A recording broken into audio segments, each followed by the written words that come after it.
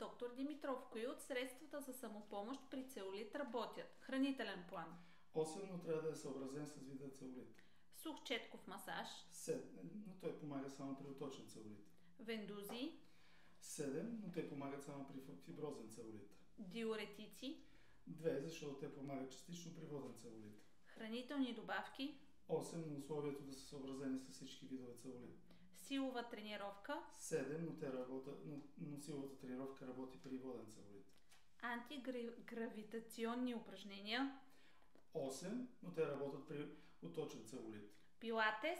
0, защото пилатес като концепция не е създаден за да помага при целулит. Антицелулитни кремове. 3, защото част от тях помагат на микроциркулацията, но не помагат за изгаряне на мързините. Фасциално освобождаване. 8, но помага при фиброзен целулит. На кое ще дадете 10? 10 бих дал от когато комбинирате хранителен режим, физическа активност, хранителна добавка и някаква процедура.